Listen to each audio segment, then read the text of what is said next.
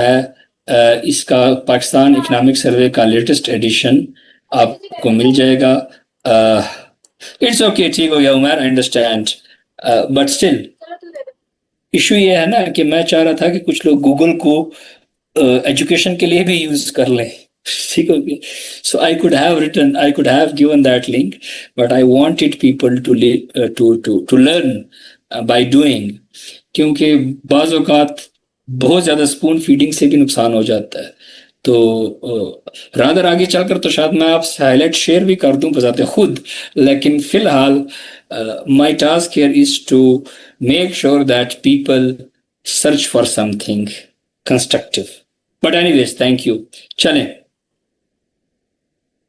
बिल्कुल डाउनलोड कर सकते हैं। 24-25 का नहीं, 26 का भी आ गया है रीच, तो you can download that.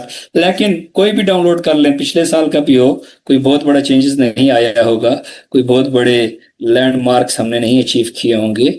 There would be changes, slide changes, but still idea ये है कि यू शुड स्टार्ट रीडिंग। तो आपको मटेरियल जरूरी नहीं है कि आप बुक्स तक या जो एकेडमी की बुक्स हैं उन तक आपने महदूद रहना है। आपने अपने आप अपने नॉलेज को, अपने होराइजन को एक्सपैंड करना है, और जितना ज़्यादा कर सकेंगे उतना बेहतर हो। तो ये 2 चैप्टर्स हम डिस्कस करेंगे मेरी क्लास में पाकिस्तान अफेयर्स के। बाकी जो 24-25 चैप्टर हैं वो आपको डिफरेंट टीचर्स आकर पढ़ाएंगे, 4 टीचर्स। ठीक हो गया जी। And that is the good thing that you would be exposed to 5 different resource persons.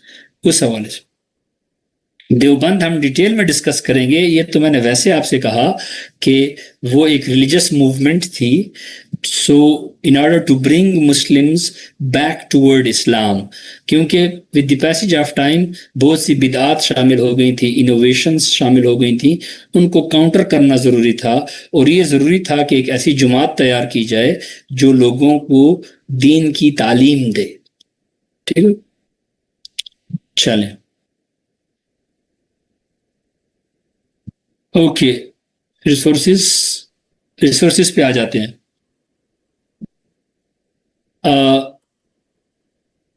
Resources में अगर आप देखिए तो there could be a number of books that you might have. Libraries भरी पड़ी हैं, बुक स्टोर्स भरी पड़ी हैं। मैंने पीछे देख लिया था, few people are eager to ask questions. थोड़ा सब्र कीजिए, I give you some time. So resources, एक ऑप्शन ये है कि CSS कंपेंडियम आप ले लीजिए। ठीक हो गया, नोवा पब्लिकेशन का। That would help you find the relevant material in one place, एक ही जगह पे है, आपको मिल जाएगा। इसके बावजूद आप कुछ और पढ़ना चाहें तो जेम्स विन ब्रांड की जो बुक है, a brief history of Pakistan, which is online available and also recommended by the commission FPSC। आप में से जिन बच्चों ने सिलेबस देखा होगा, यू माइट हैव सीन कि आखिर में रिकमेंडेड बुक्स भी दी गई हैं। वो उन्हीं बुक्स में से ये एक किताब है। एक किताब जो नहीं पढ़नी है मरियम, वो है इकराम रब्बानी की। You need not to read that book. अगर आपने खरीदी है या आपके पास है तो you can donate it to someone else जो कि यूनिवर्सिटी के एग्जाम्स के लिए प्रिपेयर कर रहे हैं। इकराम रब्बानी को इसलिए नहीं पढ़ना कि उनकी डेट्स का बड़ा मसला है। बहुत सी डेट्स उन्होंने डिफरेंट लिखी हैं जो कि मेन स्ट्रीम बुक से डिफरेंट है, पहली बात। दूसरी बात, उनका स्टाइल बड़ा कॉमन हो चुका है। वजह यह है कि जो हम पढ़ते हैं वो इनपुट बन जाता है, और फिर जो हम लिखते हैं वो आउटपुट होता है। तो unconsciously we follow the style of a writer that we read. Unconsciously we use the same terms and terminologies and expressions that we read in a book. और उनका जो स्टाइल है वो बड़ा क्लीशे हो चुका है, बड़ा घिस पिट चुका है। तो इसलिए आप उसको जो है वो ठीक है, you are not going to buy, you was going to buy but now you are not going to buy। ठीक है, ऑफ इकराम रब्बानी इस बुक। और करंट अफेयर्स की कोई बुक हो ही नहीं सकती है क्योंकि चीजें चेंज होती रहती हैं। अभी मैं कोई बुक लिखूं और 6 महीने बाद, साल बाद जब आपका एग्जाम है तो करंट अफेयर तो बड़ा चेंज हो चुका होगा तब तक। तो दैट वुड बी ऑब्सोल्यूट। चीजें जिस स्पीड पे हो रही होती हैं तो इवेंट्स चेंज हो चुके होंगे ना। इसलिए कोई बुक नहीं है। ठीक है। यस, हिस्ट्री सेम है, लेकिन हिस्ट्री के बारे में एंगल्स और व्यूज डिफरेंट हो सकते हैं। एक हिस्टोरियन ये कह सकता है कि मोहम्मद बिन कासिम ने इंडिया पे इसलिए अटैक किया कि वो इस्लाम फैलाना चाहता था। दूसरा कह सकता है कि नहीं जनाब, वो खवातीन को किडनैप कर ले गया था, वो उनको प्रोटेक्ट करने आया था। तीसरा कह सकता है कि नहीं, ऐसी कोई बात नहीं थी, बेसिकली वो कोई पॉलिटिकल इश्यूज थे जिनकी वजह से इंडिया को कंकर किया गया। कोई हिस्टोरियन कह सकता है कि महमूद गजनवी जो था वो सोने और जवाहरात की तलाश में इंडिया आता था। दूसरा हिस्टोरियन ये कह सकता है कि नहीं जनाब, उसके मोटिव्स ये थे कि वो यहाँ पे इस्लाम फैलाया। ठीक है। तीसरा कह सकता है कि उसको दोनों मोटिव्स थे। सो यू सी, एक ही इवेंट की इंटरप्रिटेशन कैसे होगी, समझ रहे हैं? तो इसलिए जरूरी है कि हम उसको पढ़ें। हमीद, आपने सिर्फ इकराम रब्बानी को नहीं पढ़ना है बस। बायस तो देखिए कोई भी हो सकता है, उसकी गारंटी तो कोई नहीं ले सकता। लेकिन अगर आप वो हिस्ट्री लिखेंगे जो कि स्टेट की अप्रूव्ड है, तो फिर बायस्ड है या नहीं है, फिर आपका टेंशन मसला नहीं होना चाहिए। जहां तक बायसनेस की बात है, हम सब बायस्ड हैं ना, अपने अपने मकाम पे, अपने अपने लेवल पर हम सब बायस्ड हैं, है ना हम सब। तो ये तो we have to start with this कि सब बायस्ड है। Okay, no publication is enough to start with. ठीक होगी। तो मैं आपको ये बता रहा हूं ना कि जो स्टेट नैरेटिव होगा हम उसको ही फॉलो करेंगे। नो पब्लिकेशन, अभी ये आपको बताएंगे जिरवा, जो हमारे आसमा आएंगी ब्रेक में, such questions are dealt with by her, so she would be telling you कि इसको कैसे करें। करंट अफेयर के लिए आपको करंट अफेयर्स के टीचर बताएंगे। दिस इज पाकिस्तान अफेयर्स जिमशा, but I just told you कि start reading newspapers, that's anybody can do. ठीक है जी, ऑल राइट, चले जी, अभी चलते हैं, थोड़ा सा पढ़ लेते हैं। ठीक है जी, थोड़ा सा अभी क्वेश्चंस को फिलहाल थोड़ी देर के लिए रोक दीजिएगा। पीछे कुछ क्वेश्चंस थे एंड समवन सॉट परमिशन, अगर आपका क्वेश्चन अभी तक है तो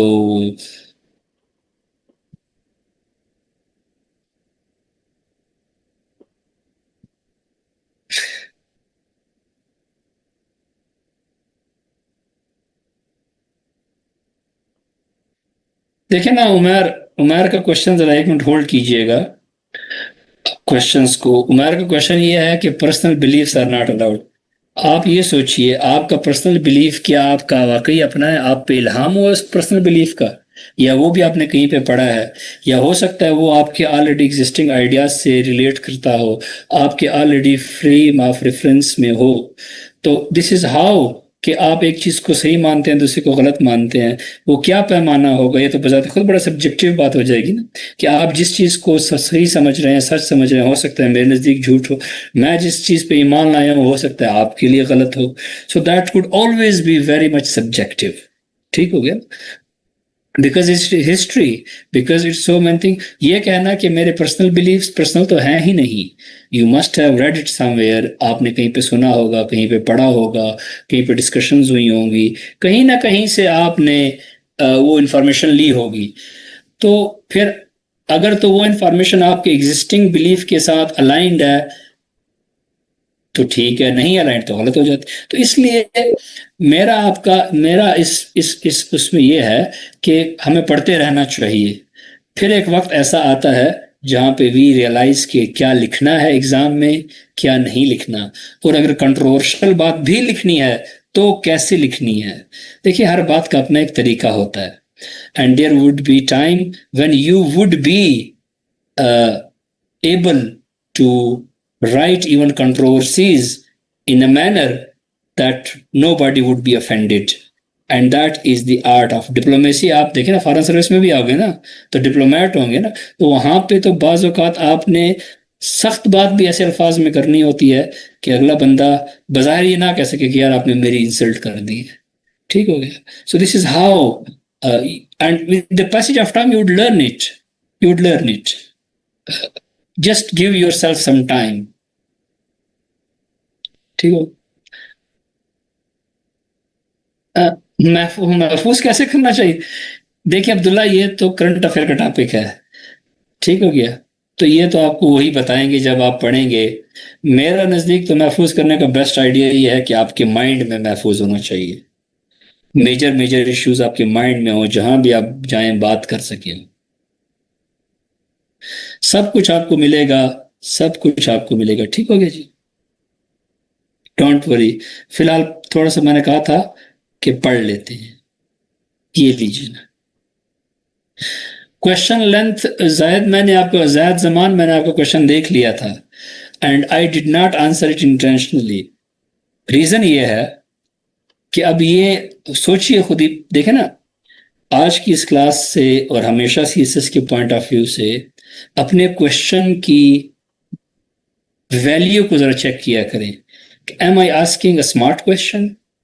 लेंथ में आपसे कह दूं कि 10 पेजेस हैं, मैं छोटा छोटा लिखता हूं, आप बड़ा बड़ा लिखते हैं, कोई दरमियाना लिखता है, कोई गैप ज्यादा देता है. Is there a criteria for length? क्या सबकी राइटिंग स्टाइल, क्या सबका जो है फॉन्ट साइज सेम है? क्या सबका लेवल ऑफ नॉलेज सेम है? क्या सबकी स्पीड ऑफ राइटिंग सेम है? अगर तो ये चीजें कांस्टेंट आप कर दें तो मैं आपको लेंथ बता दूं. अगर ये चीजें वेरी कर रही हैं, पर्सन टू पर्सन डिफर कर रही हैं, how can I tell you what should be the length? हाँ, एक एवरेज हो सकती है कि हाँ हर चीज को एवरेज रख के करें तो डेफिनेटली फिर 5-6 पेजेस भी काफी हैं.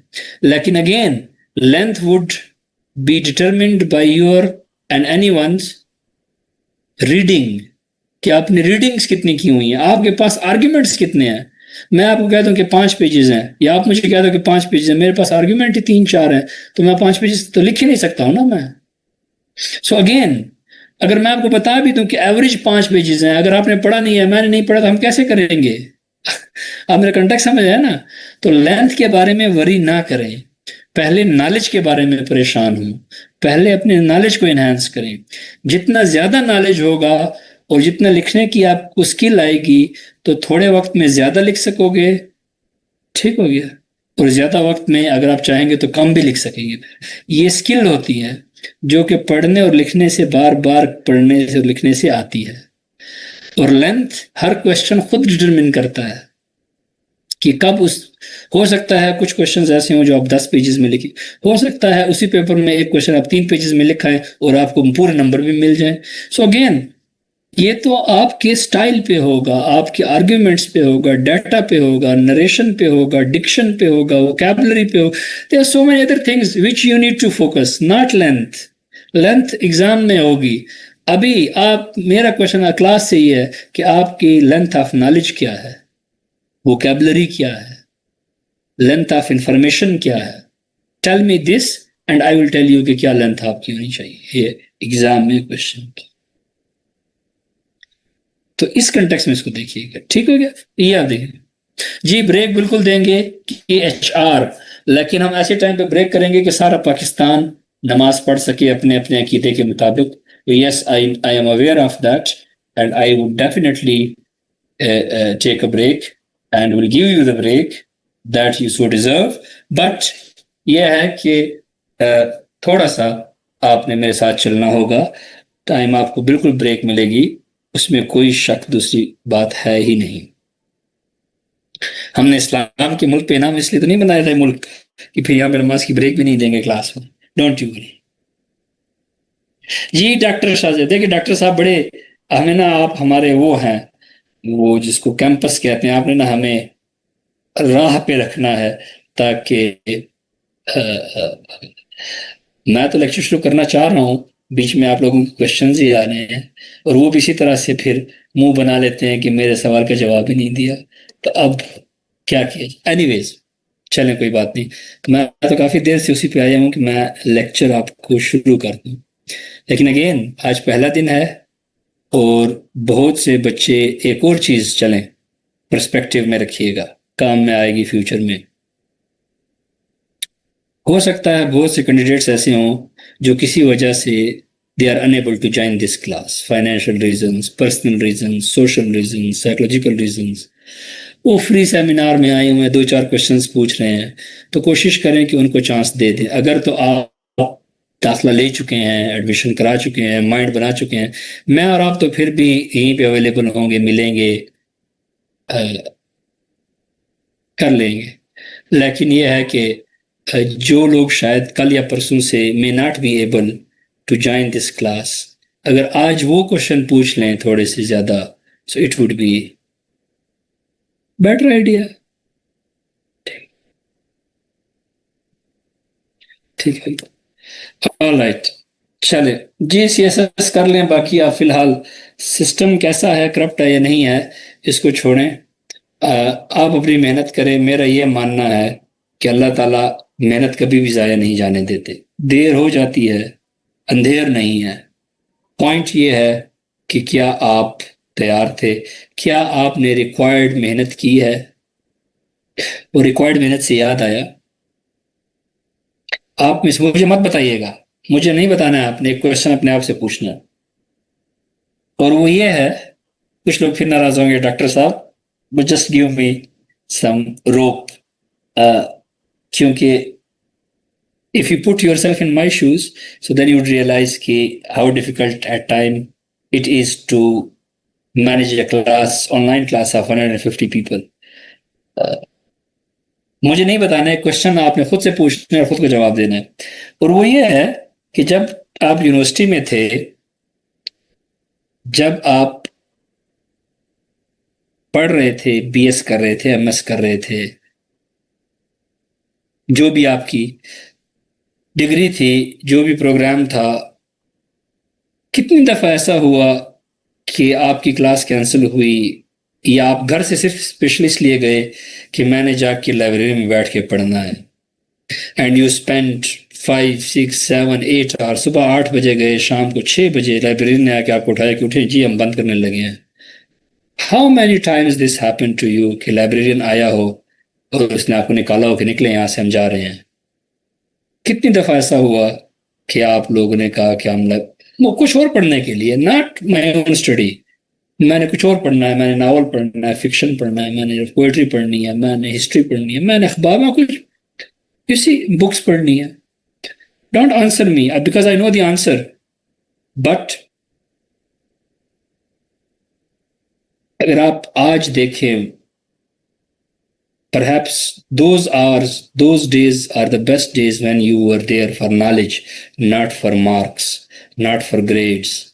You're just there to invest in yourself, to make yourself an educated person. ठीक है, मैंने पहले कहा था please don't tell me, this is just for us to understand कि now you have to change it. The nature has given you a second chance, and nature is very miser. It doesn't give second chances to everyone. अगर आपको दिया है इसने, use it. Use it carefully.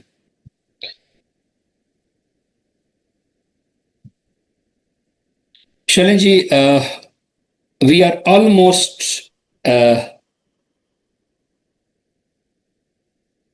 अब नमाज का time भी है और अभी लेक्चर भी शुरू होना चाहता है, तो let me look at the time.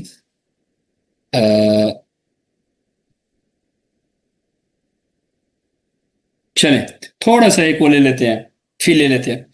जैसे मैंने आपसे कहा था कि हमारा आज का पहला टॉपिक होगा the Muslim rule, its growth and development and its downfall, ये हमारा टॉपिक होगा।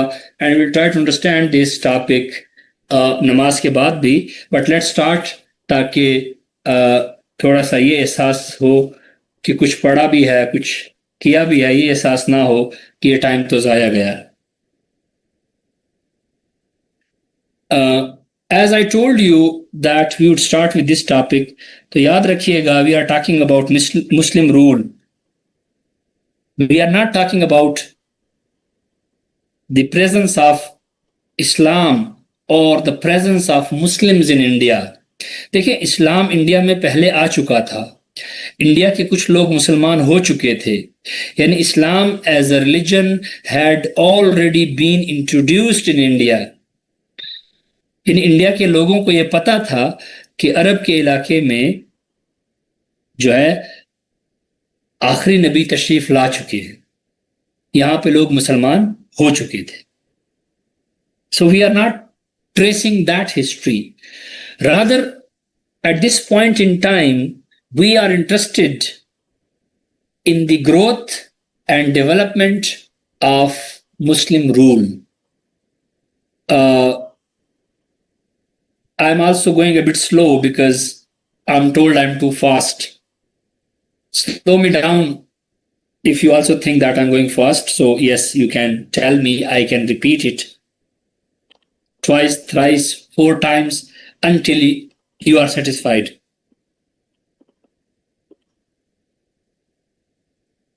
Okay ji, so we are focusing on the Muslim rule. ये कंसेप्ट समझ में आ गया ना कि we are not talking about the introduction of Islam in India or the presence of Muslims in India. वो पहले हो चुका था. We are interested when Muslims were able to establish their rule in India.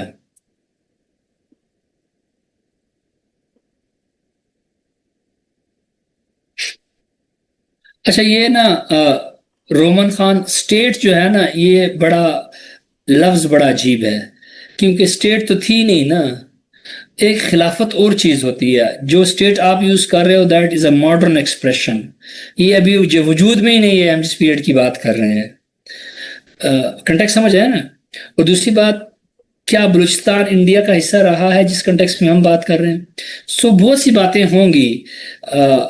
Your question is very valid, but again बात ये होगी कि क्या उस टाइम इसको बलूचिस्तान कहा जाता था, इस इलाके को? समझ है? या मकरान कहा जाता था? और अगर आप मकरान बेल्ट की बात कर रहे हैं तो क्या वो पार्ट ऑफ बलूचिस्तान था? ये सूबा तो बहुत बाद में इस नाम से बनता है। ये आप कंटेक्स्ट समझ है ना। लोग मौजूद थे, यहाँ पे लोग मौजूद थे, इस्लाम आ चुका था, but again there could be many ways to look at this. तो इसलिए थोड़ा सा केयर की जरूरत होगी हमें। So we can, so let's go with the flow. पहले ना देखें, आपका जो नॉलेज आपके पास है, I would be using that to build upon it, so you can write what is expected of you in exam. अब मेरी बात समझ है ना। यानी एग्जाम में आपसे तवक्को क्या है कि आप क्या लिखें या कैसे लिखें, उस पर जरा फोकस कर लेते हैं। So Muslim rule was established in India in the beginning of 8th century. अब देखिए, लिख हम 712 रहे हैं, हम कह रहे हैं कि 8th सेंचुरी है। क्यों? क्योंकि 712 जो है उसमें जो 12 ईयर्स है they belong to the 8th century. ऐसा ही है ना। दैट्स व्हाई 700 पूरे हो चुके हैं, 7th सेंचुरी। ये जो 12 साल हैं that they belong to 8th century. That's why we call it 8th century. So in the beginning of 8th century, Muslims were able to establish their rule in India when Muhammad bin Qasim conquered the areas of Sindh and Multan. And keep in mind, Multan was part of Sindh at that time, not Punjab, because Punjab, politically speaking, did not exist at all. Area था, लोग थे, culture थे, but it was not called Punjab at all. So Sindh and Multan with the same names did exist, and these were conquered by Muhammad bin Qasim. Now, I am not interested, nor should you be, that what were the reasons of this conquest. यानी हमें ये अभी नहीं interest है कि मोहम्मद बिन कासिम ने हमला क्यों किया था, उसके मोटिव्स क्या थे। रादर वी आर इंटरेस्टेड कि एक एक्शन हुआ, उसके इंपैक्ट्स क्या थे, उसके इंपैक्ट्स क्या आए, रिजल्ट्स क्या निकली, कॉन्सिक्वेंसेस क्या आए। That is our concern. ये हमारा मसला है आज समझने के लिए कि उसके इंटेंशंस अच्छे थे या बुरे थे, वो मुजाहिद इस्लाम था या नहीं था, उस एक एक्शन हुआ, उसके कॉन्सिक्वेंसेस क्या निकले, और जो कॉन्सिक्वेंसेस निकले they do not relate to the intentions, वो अच्छी नियत से आया तो भी यही कॉन्सिक्वेंस निकलने थे, वो बुरी नियत से आया तो भी यही कॉन्सिक्वेंस निकलने थे। आपने इसको यूं समझना है थोड़ी देर के लिए, ठीक हो गया।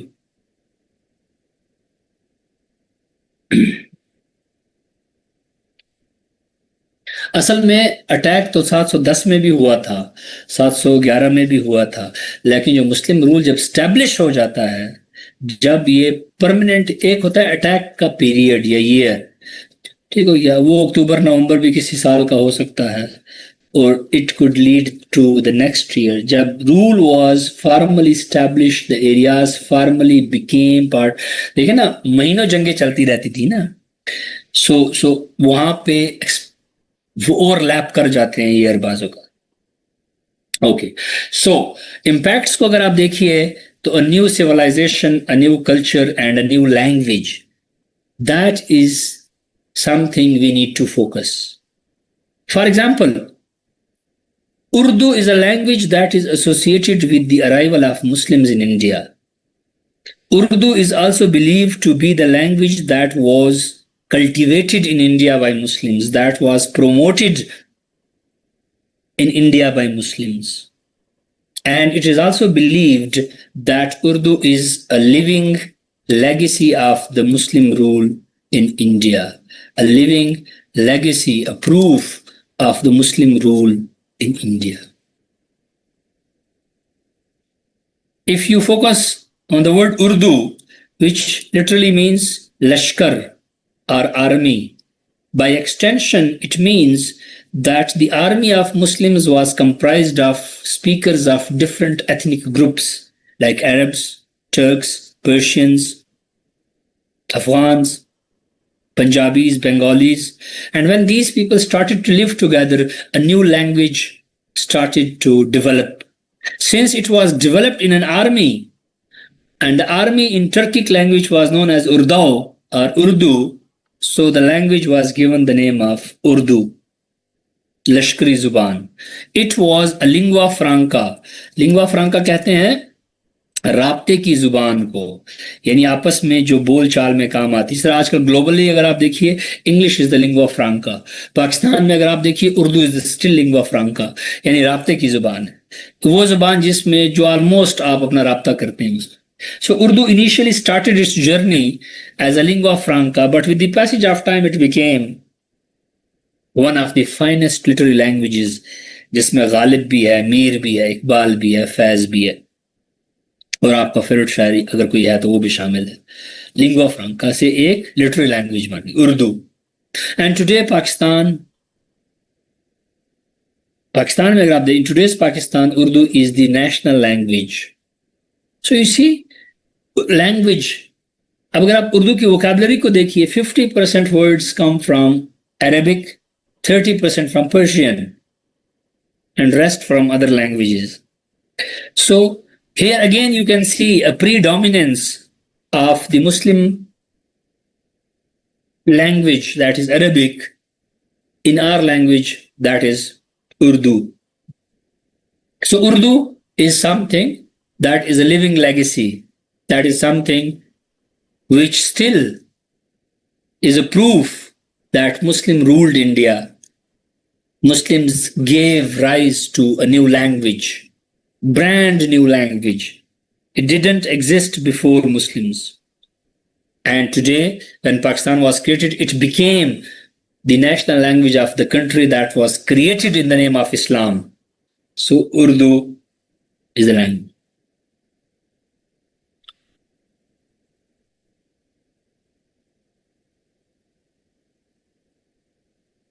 इसके साथ culture. Now culture is symbolic. Culture is norms, values, traditions, customs, festivities, how people dress, food, cuisine, apparel, libas. That all is culture. Music, art, ये सारा culture में आ रहा है। So एक नया culture वजूद में आता है, एक नई सकाफत वजूद में आती है। Just I would be focused on food because आजकल culture is famously associated with foods कि ये मैक्सिकन फूड है तो चाइनीज है तो थाई है, कॉन्टिनेंटल है, पाकिस्तानी डिश है तो फलानी डिश। यानी आप आजकल रील्स बहुत ज्यादा फूड्स पे भी आ रही होती है, डिशेस पे भी आ रही होती।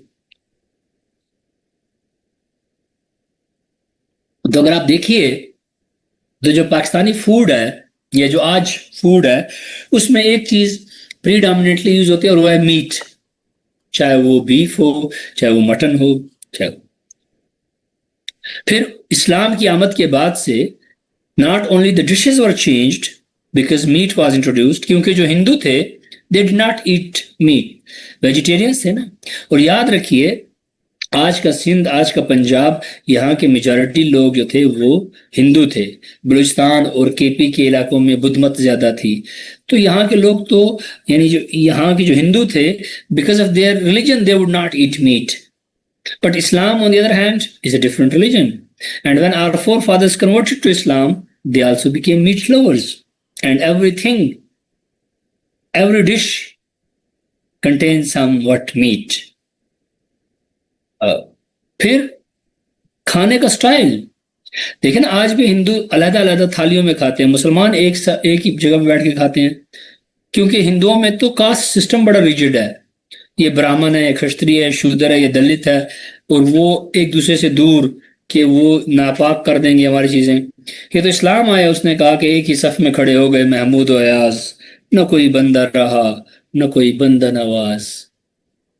ठीक है, तो इस्लाम का एक यूनिक फीचर था ना, जिसने इंडियन सोसाइटी को, इस एरिया को चेंज करके रख दिया, totally totally change.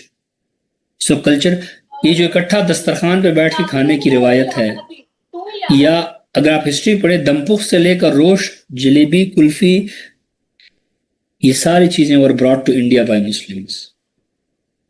The way how people should eat totally changed under Islam. So a new cuisine या culinary habits were developed. Culture, festivities को देखिए, उर्स आपने देखा होगा, उर्स, मज़ारात के उर्स मनाए जाते हैं। दुनिया में बहुत कम ममालिक, मुसलमान ममालिक होंगे जहाँ पे उर्स या मज़ार के साहिब मज़ार के साथ ताल्लुक ऐसा हो जैसे पाकिस्तान में है, यूनिक। देखो, हम जजमेंटल नहीं हो रहे कि अच्छा है या बुरा, उसको थोड़ी देर के लिए होल्ड ऑन करें। हो सकता है आप में से कुछ लोग इसको गलत समझते हो, कुछ सही समझते हो, but we are not here to be judgmental, we are here to discuss something objectively. यानी यूनिकनेस है। ईद मिलाद नबी को देख लीजिए, the way buildings are decorated, houses are decorated, vehicles are decorated, it's very unique. सऊदी अरब में होता है क्या ईद मिलाद नबी इस तरह से? अरब कंट्रीज में मज़ारात भी इस तरह से होते हैं जो हमारे यहाँ हो रहा है। Very unique culture you see है, that tells us it is something that relates to Pakistan only, Pakistan specific है ये। ठीक हो गया जी। शादी ब्याह की रस्में देख, इस्लाम में 3 रस्में हैं ना शादी की, निकाह है, हक महर है और वलीमा है। अभी अपनी शादियों को देख लें जरा, और खानदान में जरूर आप शादियों पे सुनते हैं एक आध बुजुर्ग से कि क्या काफिराना और हिंदुआना रस्में कर रहे हैं आप लोग। There must always be an uncle or someone grandparent or someone from the biradri or sharika or someone would say ये क्या हो रहा है, मतलब because they are not Islamic customs and traditions but they are there। जी बिल्कुल, मज़ारात हैं, Iran में भी हैं, इराक में भी हैं, सीरिया में भी हैं के एच बट द वे उसको जिस तरह से हम उसको देखते हैं पाकिस्तान के कंटेक्स्ट में, अगर आप सिंध और पंजाब के मज़ारात के आपने अगर वहाँ पे उर्स देखे हों, उस सेंस में मैं बात कर रहा था कि एचआर कि उर्स को जिस तरह से धमालें डाली जाती हैं और जिस तरह से मनाया जाता है, the way it is celebrated, वो celebrations you may not find anywhere else, कि लोग टोलियों की शक्ल में नाचते गाते आ रहे हैं, you might not see this anywhere else. Okay,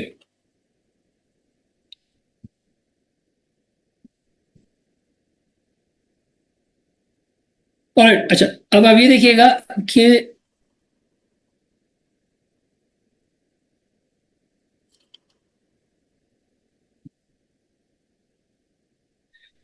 एक और चीज कल्चर के कंटेक्स्ट में कि अब इसी तरह से मौत की रस्में हैं, आप देख लीजिए इस्लाम में डिफरेंट है, बट आज भी हमारे कल्चर में बहुत सी ऐसी चीजें मौजूद हैं which which are not Islamic at all. ठीक है, सो इस हवाले से जी बिल्कुल, आप नमाज का टाइम आ गया है तो चलें जी, नमाज का टाइम भी ले लेते, ब्रेक भी लेते हैं, उसके बाद हम सिविलाइजेशन पे बात करेंगे और कल्चर पे बात करेंगे। Asma, are you there? There are a few questions. If you can look into them and answer Yes, sir, those sure. questions, so that would be great. Time अभी 35 past 7 है, तो आपकी 20 मिनट्स की break है, और उसके बाद इंशाल्लाह फिर शुरू करते हैं 8 बजे तक क्लास। ठीक हो गया जी? Over to you, Asma. There are some questions, and these Sure, sir. Sure. Thank you, sir. participants would like to have some answers. All right, dear students, if you Break have till 7. Let me 55. चलिए, break का time मैंने दे दिया है, इंशाल्लाह फिर शुरू करते हैं 7। ठीक है, I'll stop here. Thank you. don't raise your hands, बेटा चैट बॉक्स पे अस्मा नोआ CSS सिलेक्ट करें और आप लोगों की जो भी क्यूरीज हैं वो मुझसे पूछ लें। कुछ जो जेनेरिक क्यूरीज थी and I was looking at the chat box, whether how you can get the नोआस publication, the books I was telling you about, how you can get it. जो Noa की publication है वो आपको बेटा नोआ के channel से ही मिलेगी, वो आपको लोकली नहीं मिलेगी। There are 4 ways to get the publication. First of all it's through the website, website आपको स्क्रीन पे नजर आ रही है। Secondly it's through the number जिस पे आप मैसेज ड्रॉप नहीं करेंगे, you will make a phone call.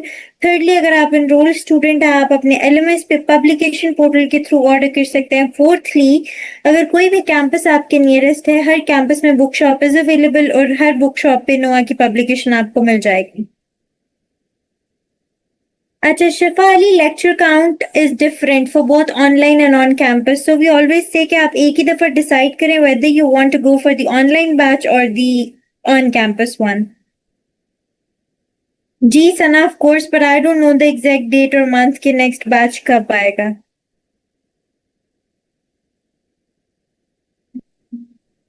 Fazila, starting पे तो आपको ऐसी क्लासेस देंगे because you don't know anything about CSS yet और any of the subject you don't know. Mahnoor, नहीं, बिल्कुल एनरोल्ड स्टूडेंट्स का ग्रुप बनेगा, उधर भी शेयर होंगी। सेकेंडली, जो एनरोल्ड हो चुके हैं उनके LMS पे मिल जाएंगे उनको। Yes del.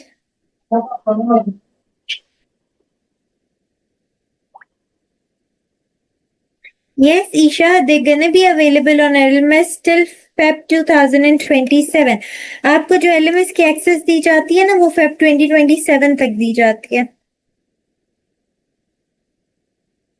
Timur, schedule daily basis पे बनता है। Secondly, if you want to see the faculty of Noa, you can visit noacss.pk। और जो इनरोल्ड स्टूडेंट्स हैं उनको LMS दिया जाता है, LMS पे तो अपडेटेड फैकल्टी डायरेक्टरी उनको मिल जाती है।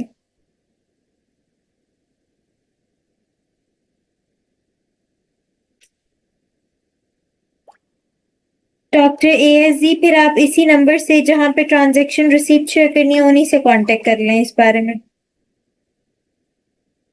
सुमेरा, इस्लामाबाद मेन कैंपस में हो रहा है, बाकी तो तीनों campuses including Lahore, Rehmanabad and वेस्टरीज, उधर तो एक ही टाइम स्लॉट है 6 till 9।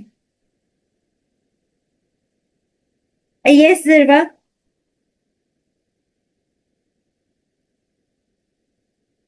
रावलपिंडी में 6 से 9 वाला टाइम स्लॉट है दोनों कैंपसेस में। अच्छा, इन फिनिक्स ऑनलाइन नोआ की बुक्स नहीं मिलती, नोआ की बुक्स आप डिलीवर हो जाती हैं आपको। जो ऑनलाइन आपको ई-लाइब्रेरी पे बुक्स मिलती हैं, those are basically FPSC recommended books जो कि आप डाउनलोड करके पढ़ सकते हो। लेकिन ये जो नोआ की पब्लिकेशन है, ये आपको ऐसे नहीं मिलती, ये आप डिलीवर करवा सकते हो, ऑनलाइन आपको नहीं मिलती।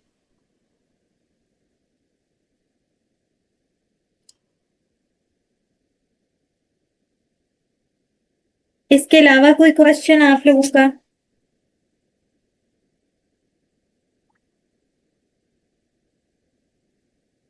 आयशा इमरान, मोस्टली हम लोग फॉलो ही वन बुक पॉलिसी कर रहे हैं। कुछ टीचर्स हैं जो साथ कोई और बुक भी देते हैं एज अ गाइड और एज अ हेल्पिंग बुक।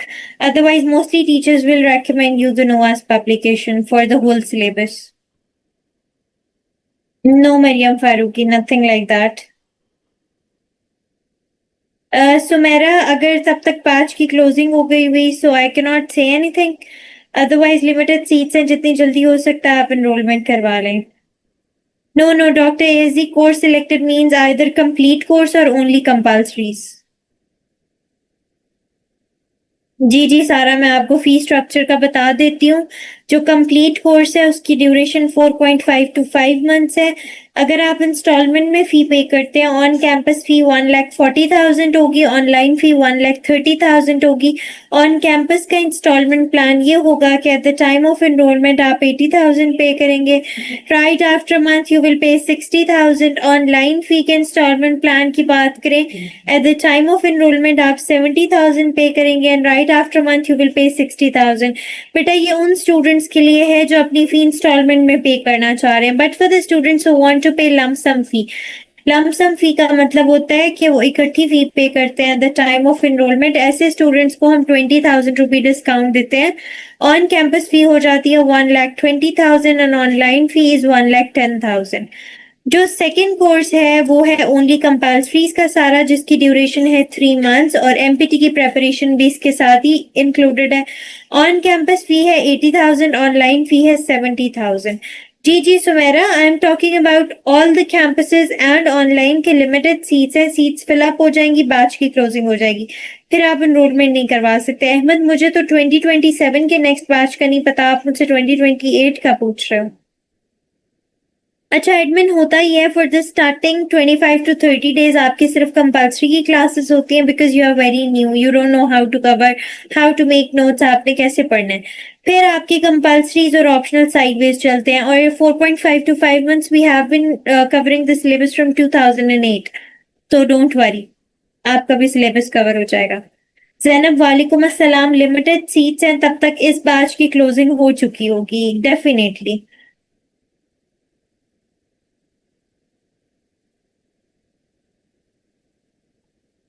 ज़िरवा, उसके लिए बुक शॉप विजिट करें आप, वो आपको गाइड करेंगे. बुक्स का तो मैं आपको नहीं बता सकती बेटे. जी जी Sumaiya, of course FPSC recommended syllabus. Detach, थोड़ा सा ऑफ द ग्रिड हो जाए, थोड़ा सा चीज़ों को बाज़ औक़ात in order to take a broader view of the things you must step back. तो थोड़ा सा पीछे होंगे तो फिर शायद चीज़ें ठीक है. All right, अभी तक जो हमने पढ़ा, we are trying to understand the growth and beginning of Muslim rule, and the starting point in this regard is the beginning of 8th century when formal Muslim rule was established, and that establishment of Muslim rule resulted into the growth and development of a new culture, a civilization, and a language.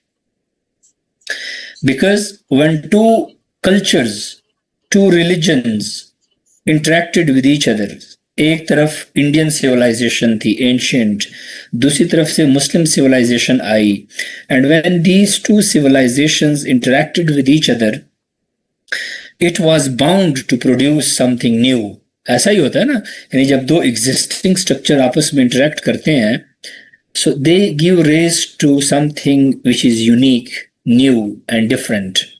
So जब Indian civilization and the Muslim civilizations interacted with each other, by virtue of the fact that Muslims were able to conquer parts of India and establish the Muslim rule, so that facilitated the interaction between two cultures and civilizations, which gave rise to a new one. Abdullah, आपके सवाल का जवाब मैं आखिर में दूंगा. You'll have to wait. Okay, so and we discussed that we started with the language, that a new language was developed, which is known as Urdu, which literally means Lashkar. So Urdu is known as Lashkari Zuban. Why? Because it was developed in the army of Muslims, where different speakers of different languages started to live together.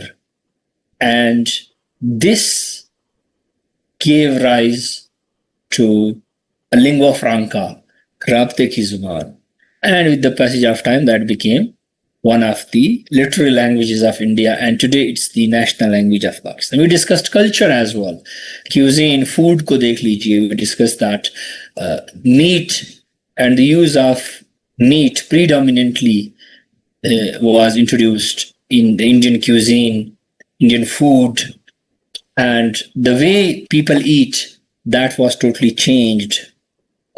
And आप ये देखिएगा कि dress, इस्लाम सतर की बात करता है, पर्दे की बात करता है. That was totally revamped. अब पर्दे के कंटेक्स्ट में बात होने लगी, सतर के कंटेक्स्ट में बात होने लगी. That changed the way people used to dress up before the arrival of Islam. इसी तरह से हमने फेस्टिविटीज की बात की, उर्स की बात की. शादी ब्याह को देख लीजिए, उर्स को देख लीजिए. And the decoration, that light से जो हम चरागां करते हैं, दुनिया के बहुत कम इलाकों में चरागां होता है. अगर होता भी है तो यहाँ से गया है, बिकॉज मंदिरों में चरागां किया जाता था. दिया जलाने की रस्म मंदिरों में अदा की जाती थी, वहां से ये चली है. आज भी शायद आपने कुछ पुराने कब्रिस्तानों में, कुछ मज़ारात पे चराग जलने की रस्म देखी हो, या चराग देखे हों कि वहाँ पे दिए, आज भी लिटरली दिए जलाए जाते हैं. शायद आपने कुछ कब्रों पे भी देखा हो. पुराने ज़माने में कब्रों के साथ सर की तरफ स्पेशल दिए रखने की जगह बनाई जाती थी. ठीक हो गया. वहाँ पे जब भी लोग आते तो हर जुमेरात को आते, या हर जो भी दिन था जुम्मे को आते, तो वो फिर उसमें तेल डालते और दिया जलाते थे. सो you see that also continued even today. तो ये एक आप एक देखिए कल्चर की एक यूनिक आपको एक नजर आ रही. अब लिबास के हवाले से शलवार कमीज has become sort of something which is a unisex dress. Shalwar kameez is Pakistani dress. Now the shalwar kameez is also used in Afghanistan as well. But the moment you look at that shalwar kameez, you instantly realize that this is not Pakistani. Or for that matter, shalwar kameez is also used in India and Bangladesh, but still you can identify it is not Pakistani. So you see, something is very unique about there. जी बिल्कुल. शब बारात, फिर आप बसंत को देख लें, कुछ हिंदवाना रस्में आज तक मौजूद हैं, और भी बहुत से कल्चर्स में मौजूद हैं. बल्कि याद रखिएगा, आगे चलकर हम एक और पॉइंट पे बात करेंगे कि एट टाइम्स कल्चर ये होता है कि it dominates all other aspects of life, all other ideologies. Culture इतना डोमिनेट कर जाता है ह्यूमन लाइफ के अफेयर्स. सो कल्चर का कंटेक्स्ट. तीसरी चीज है civilization. Civilization is a broader. हमने देखा ना, हमने छोटी language which is part of culture, culture which is part of civilization. तो हम इसको जो है वो from smaller unit we moved to the larger unit. तो अब ये देखिएगा कि एक civilization वजूद में आ गई, एक new civilization. as I told you कि ऑलरेडी एक civilization मौजूद थी. फॉर इंस्टेंस आप देखिएगा कि एक तरफ आपके पास इंडियन civilization थी, and then came the Muslim civilization, and when these two civilizations interacted with each other, that gave birth to a brand new civilization which is known by the historian as Indo-Muslim civilization. ठीक हो गया, Indo-Muslim civilisation. तो अब ये देखिएगा कि ये एक नई चीज सामने आ गई कि आज जो पाकिस्तान की सकाफत है, पाकिस्तान की तहजीब है, पर्टिकुलरली तहजीब, नॉट सकाफत, जो सिविलाइजेशन है, that is known as Indo Muslim civilization. अच्छा, यहाँ पे just for you to have some initial understanding, civilization को most of the time it is related with something concrete. यानी समथिंग टेंजिबल जो होती है, जो जिसको आप टच कर सकते हैं, जिसको आप छू सकते हैं, टेंजिबल होती है, टचेबल होती है, पल्पेबल होती है। फॉर इंस्टेंस, अगर मैं आपसे ये कहूँ कि इजिप्शियन सिविलाइजेशन, तो आपके जहन में जो पहली चीज आएगी पिरामिड्स होंगे ना, यानी वो जो जो आराम में मिस्र है, पिरामिड्स होंगे। And pyramids are not some symbols, are not something, they are very much concrete things. या अगर मैं मोहनजोदड़ो कहता हूँ, तो आपको तो ये नहीं है पता कि उनका कल्चर कैसे था, लेकिन आपके जहन में कुछ खंडरात आ जाएंगे, आपके जहन में कुछ इमारतें आ जाएंगी, आपके जहन में। So civilization most of the time is associated with something which is which endures over time, which is there. अब देखिए ना, जो इजिप्शियन सिविलाइजेशन थी उसको वो पिरामिड बनाने वाले लोग नहीं रहे, उनका कल्चर क्या था, उनकी जुबान क्या थी, everything is gone. Similarly Mohenjodaro या महरगढ़ या ये लोग कौन थे, उनकी जुबान, but some science are there, some concrete things are there, some tangible assets are there. तो ये आपको बताता है कि सिविलाइजेशन, तो Muslims introduced something concrete, something touchable. For example minaret, ये आप जो मीनार हैं अगर आप देखिएगा, तो ये बेसिकली मिनरेट्स जो हैं, these were introduced by Muslims in India, because मस्जिद केम, मस्जिद आई तो मीनार आया, मीनार आया तो फिर मस्जिद के बगैर भी मीनार बने। तो जो पहला मीनार था दैट इज कुतुब मीनार, जो कि जो है इंडिया में, दिल्ली में आपको पता है बना इन दी 13th सेंचुरी। ठीक हो गया, 13th सेंचुरी में ये आपका बनता है। तो आप ये देखिएगा कि एक चीज ये, फिर आप फास्ट फॉरवर्ड कीजिए कि मीनार क्यों एक हवाले से सिंबल बन जाता है मुस्लिम पावर का। 1940 की तरफ आइए, जिसमें जो मंटो पार्क है, जो आजकल ग्रेटर इकबाल पार्क कहलाता है, वहाँ पर पाकिस्तान रेजोल्यूशन या लाहौर रेजोल्यूशन, करारदाद पाकिस्तान पेश हुई थी। आपने पढ़ा होगा यकीनन, 23 मार्च की छुट्टी आप मनाते हैं, तो आपने पढ़ा होगा कि पाकिस्तान रेजोल्यूशन जो है that was basically adopted.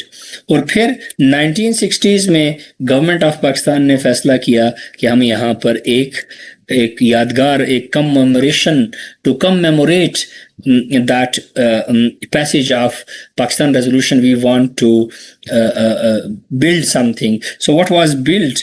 It is Minar-e Pakistan. अगर आप देखते हैं, why of all the things Minar was chosen? Because Minar is something that is a symbol of Muslim history and Muslim power and Muslim rule in India. Minar is something that connects the future generation with their past. लेकिन ना, ये जब रियासत फैसले करती है कि बनाना क्या है, तो in that there goes a lot of research, और उसके पीछे काम किया जाता है कि what should be built, that it should connect the past with the future. So symbol of power है, symbol of Muslim rule है, symbol of जो है एक Muslim past इन इंडिया, मीनार।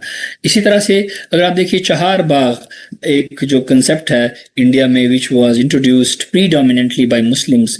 चहार बाग, आप में से जिन लोगों ने शालीमार गार्डन देखा है लाहौर का, उनको आइडिया होगा कि एक ऐसा बाग जिसके बीच में एक फाउंटेन हो, फवारा हो, चारों तरफ जो है उसके एक जो है वो छोटे छोटे पीसीज हो गार्डन्स के, चहार बाग। दैट वाज, और वर्ल्ड होना चाहिए, यानी कि उसकी चारों तरफ दीवारें हों। वर्ल्ड गार्डन्स का जो कंसेप्ट था that was also introduced by Muslims in India. अगर आप देखिएगा, that is something very unique and concrete and tangible है, मौजूद है, you can go and visit it. ये बागात आपको कश्मीर में भी मिलते हैं, ये आपको ईस्ट पाकिस्तान जो बंगाल था वहाँ भी मिलते हैं, और इंडिया के दूसरे इलाकों में भी, जो मुसलमानों ने जो है वो, और particularly Mughals, they basically they helped to reach these gardens to their peak. यानी जो बेस्ट बागात बनाए गए थे that was by मुगल्स, जो आज भी खड़े हुए हैं, आज भी मौजूद हैं, आज भी आप उन्हें जाकर देख सकते हैं। सो ये वर्ल्ड गार्डन्स थे जिनकी चारों तरफ एक दीवार होती थी। So that concept was very much unique, which was brought to India by Muslims and later on adopted by other जो है बाद में आने वाले लोगों ने भी इसको फिर अडॉप्ट किया।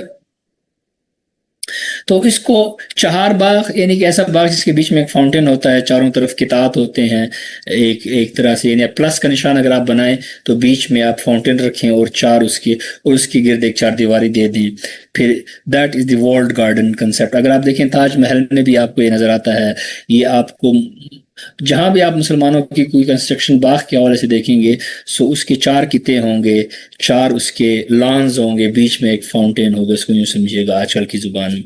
सो इसी तरह से आर्चेज अगर आप देखते हैं, जो मेहराब जिसको आप कहते हैं या मेहराब, आपने देखा होगा कि मस्जिद की मेहराब से जो कंसेप्ट निकला है आर्च का, कि आर्चेज होते हैं, ये also predominantly used by Muslims in all their constructions and all their architecture. Rather, it has become so common that it has permeated into our architecture. आज भी आपको पाकिस्तान के अक्सर घरों की बैरूनी वॉल्स पे आर्चेज नजर आती होंगी, शायद आपने देखे हो सकता है कि अपने घर के एक्सटर्नल वॉल पे आर्चेज मौजूद हों। आपने अक्सर जगहों पे देखा होगा कि घर की बैरूनी वॉल्स पे भी आर्चेज बनाई जाते हैं, मेहराब टाइप ऐसे एक जो है स्टाइल बनाया जाता है। So that is something very unique which has come from a history and culture which is basically Islamic. तो ये वो कंसेप्ट है जिसको आपको समझना है कि सिविलाइजेशन तो ब्रॉडर कंसेप्ट है, but for you to understand something that it is also very much concrete as well. So अगर कॉन्क्रीट सेंस में भी देखें तो जहाँ कल्चर में बहुत कुछ मुसलमानों ने ऐड कराया है जो कि सिंबॉलिक है अपनी नेचर में, म्यूजिक में देख लीजिए फॉर इंस्टेंस, जो कवाली है that was introduced by Muslims, या आपने पढ़ा होगा या सुना होगा कि जो तबला है that was introduced, that instrument was developed by Muslims, या सितार इसमें 3 तारे होती हैं, या हारमोनियम। एंड अगर आप देखिएगा ये चीज़ें यूज़ की जाती हैं प्रीडोमिनेंटली कवाली में, महफिल समा, चूँकि तसव्वुफ के जो आर्डर्स थे, सूफिया के जो आर्डर्स थे, नक्शबंदी, चिश्ती, कादरी, आपने सुना होगा ना, इनके जो आर्डर्स थे, इनमें बाज़ आर्डर्स में समा या महफिल मौसीकी की बहुत ज़्यादा एक प्रमोशन होती थी। तो उस कंटेक्स्ट में हमद और नात के सिलसिले में आप देखें, music which is otherwise prohibited, लेकिन म्यूजिक को भी उन्होंने इस्लामाइज कर दिया। आपने रमज़ान में सुना होगा कि बहुत से लोग म्यूज़िक नहीं सुनते, लेकिन वो नातें और नात और हमद वगैरह म्यूज़िक के साथ सुनी जा रही होती है। या इसी तरह से अब देखते हैं कि बाज़ औक़ात जो कवालियाँ होती हैं उनको वैसे बुरी नज़र से नहीं देखा जाता जैसा कि पॉप म्यूज़िक को देखा जाएगा, या जैज़ को देखा जाएगा, या किसी और को कोई और म्यूज़िक होगी उसको देखा जा रहा होगा। बट जो जॉनरा है, यानी जो एक सिन्फ है कवाली, उसको वो एक हवाले से एक्सेप्टेबिलिटी मिल गई है कि ये ठीक है। आपने भी सुना होगा, देखा होगा कि ठीक है। सो ये आपका एक वो था। तो न्यू सिविलाइजेशन, अब क्वेश्चन जो है वो ये तो आप किसी भी किताबों में पढ़ लेंगे, that is not important, that's not I am here. मेरा यहाँ होने का मकसद कुछ और है, और वो ये है कि आपने नोट्स कैसे बनाने हैं, आपने लिखना कैसे है। पीछे क्वेश्चन था ना कि लेंथ क्या होनी चाहिए और कैसे होनी चाहिए, और उस टाइम भी मैंने आपको एक जो है एक इंटरिम जवाब दिया था। लेकिन आप ये देखिएगा कि अब क्वेश्चन ये है which is very much important my dear class, कि हाउ टू मेक नोट्स। देखिए ना, आप पहली दफ़ा तो नहीं पढ़ रहे, यकीनन आपने मास्टर्स किया होगा, बीएस किया होगा, नोट्स आपने ज़िंदगी में यकीनन बहुत बनाए होंगे। सो आई टेक इट कि आप लोग नोट्स बनाते रहें। But as I told you कि you have to start anew, आपने एक फ्रेश स्टार्ट लेना है। तो नोट्स बनाने का तरीका भी आपका ज़रा डिफरेंट होना चाहिए। देखिए, नोट्स का जहाँ तक मैं समझा हूँ और समझता हूँ वो ये है कि नोट्स का मतलब ये नहीं होता कि आप 8-8, 10-10, 12-12 पेजेस के लंबे लंबे पैराग्राफ्स लिख के नोट्स बनाएं और फिर बैठ के उनको याद कर रहे हैं और रिवाइज कर रहे हो। That is very time consuming, that is very energy intensive. उस पर आपका टाइम इंटेंसिव भी है, टाइम भी ज़्यादा लगता है, एनर्जी भी ज़्यादा लगती है, और वो बड़े रिजिड किस्म की आपकी लर्निंग हो जाती है। कंपेयर टू दैट वो ये था कि अगर आप ये देखिएगा कि आप अगर इसको यूं देखिए कि आपने एक पैराग्राफ पढ़ा, उस पैराग्राफ को एक बुलेट में कन्वर्ट करें या 2 बुलेट्स में कन्वर्ट करें, ठीक हो गया, या 2 पैराग्राफ्स को एक बुलेट में कन्वर्ट करें। उस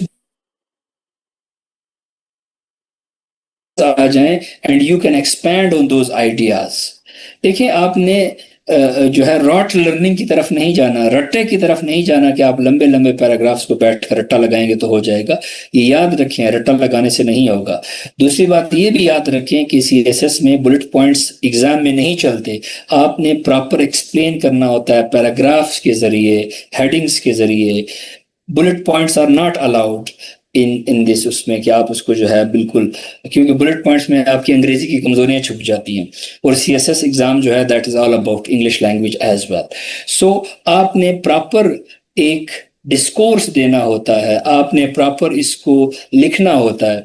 सो फॉर एग्जाम्पल, मैंने 2-3 पैराग्राफ पढ़े और उसमें से मुझे ये पता चला कि सिंध की कंक्वेस्ट हुई थी, मोहम्मद बिन कासिम आया था, ये इम्पैक्ट्स आए सिविलाइजेशन का, कल्चर का, लैंग्वेज का। मैंने उसको पढ़ा, उस पैराग्राफ की इंफॉर्मेशन, मैक्सिमम इंफॉर्मेशन को अपने जहन में रिटेन कर लिया और अपने आप को रिकॉल कराने के लिए ये एक बुलेट पॉइंट बना लिया, जिसमें मैंने अपने लिए कुछ आइडेंटिफायर छोड़े हैं कि डेट क्या थी, सेंचुरीज ये थी, इलाके ये थे, बंदा ये था, इम्पैक्ट्स ये 3 आए। अब ये मुझे, ये एक हवाले से मेरे नोट्स का एक फॉर्मेट है कि मैं इसको याद कर लेता हूँ। फायदा ये होता है कि एग्जाम में अगर मुझे जरूरत पड़ती है, देयर इज अ कंटेक्स्ट जिसमें मैं इंफॉर्मेशन दे सकता हूँ। तो आइडिया ये है कि जो बुलेट मैंने बनाया था पैराग्राफ पढ़ के, वक्त आने पे उसी बुलेट को मैं चेंज कर दूं पैराग्राफ में। अब मेरी बात समझ, यानी जो मैंने पैराग्राफ 2-3 पढ़ के एक बुलेट पॉइंट बनाया, and when the time comes I should convert the same bullet point into paragraph or a number of paragraphs। और ये स्किल आपने सीखनी है, सीएसएस के लिए बड़ी इसेंशियल है कि आप पढ़ के बुलेट्स बनाएं, बुलेट्स को रिकॉल करके पैराग्राफ्स में कन्वर्ट कर दें, यानी इंफॉर्मेशन को आप कंडेंस कर देते हैं, कैप्सूल बना देते हैं, उसका इनकैप्सुलेट कर देते हैं उसको, और जब टाइम जरूरत पड़ती है तो you free that information, you open that capsule और फिर आप उसको लिख लेते हैं। फॉर एग्जाम्पल, एग्जाम में कहीं पे जरूरत पड़ गई कि आपको ये थोड़ा सा बताने की जरूरत पड़ गई कि ये इवेंट्स हुए थे, तो आपके जहन में आ गया कि हाँ ये 712 था, 8th सेंचुरी थी, Mohammad bin Qasim, civilization, culture, language. ये चंद पॉइंट्स हैं which are easier to recall compare to a paragraph, और आप उसको अपनी मर्जी के मुताबिक ढाल सकते हैं। फॉर इंस्टेंस, आप कह सकते हैं दैट कहीं पर जरूरत पड़ी, and you can say that Muslim rule was established in India when areas of Sindh and Multan were conquered by Muhammad bin Qasim in the beginning of 8th century. Full stop. This conquest is very much important as it kick-started a process which resulted in the growth and promotion of a new civilization, a new culture, and a new language. Full stop.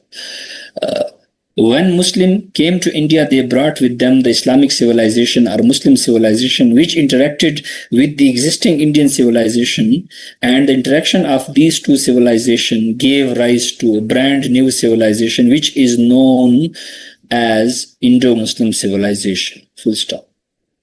Under this category of civilization, Muslim introduced a number of things like minarets, like chahar bags and arches. Full stop. ठीक हो गया। Similarly, in the field of culture, norms, values, festivities were also brought to India, which merged with the existing culture, and a brand new form of life was developed, which is visible in the culture of Pakistan today. Be that marriages, be that funerals, be that festivities, and more. Full stop. One important thing was the development of a brand new language called Urdu. Literally, Urdu means Lashkar or army. By extension, it means that when Muslims started to live together in an army camp, and since they came from different ethnic backgrounds, a lingua franca was developed to facilitate communication between the soldiers. And that lingua franca later on became a literary language, and today this is the national language of Pakistan. तो आप देखिए, ये एक bullet point के अंदर information को खोल देना है आपने। अब इसकी लेंथ आपके हाथ में है, क्या आपके पास टाइम कितना है, आपके क्वेश्चन की डिमांड कितनी है, आप उसके अकॉर्डिंगली इसको अकोमोडेट कर सकते हैं। फॉर इंस्टेंस, आपके पास टाइम नहीं है या डिमांड नहीं है, लेकिन still you want to give this information, तो आप इसको एक लाइन में भी फिनिश कर सकते हैं। आप ये कह सकते हैं कि India was conquered in the beginning of 8th century by Arabs, and this conquest has resulted into the growth of a new civilization, culture and language, and today Pakistan is home to all these three, full stop. यानी ये आपके हाथ में होता है, ये एक skill होती है कि इंफॉर्मेशन को एक्सपैंड करना या श्रिंक करना।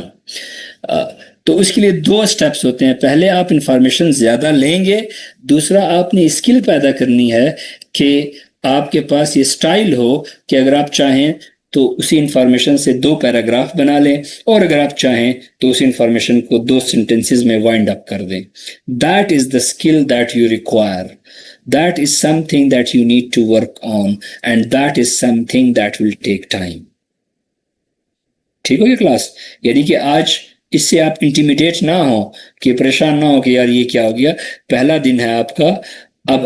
अब आप जिस प्लेन पे आए हैं, अब आप जिस लेवल पे आए हो खेलने के लिए, that is total different, that is not university आप गए थे डिग्रियों के लिए, यहाँ पे आप आए नौकरी के लिए, और यहाँ पे हर बंदा बहुत कंपेटिटिव है। So you have to develop your competitiveness, you have to invest in your skills, and I'm talking about soft skills, that is language, that is information, that is analysis, that is critical thinking, and we will help you, no doubt, but still you have to do the hard work.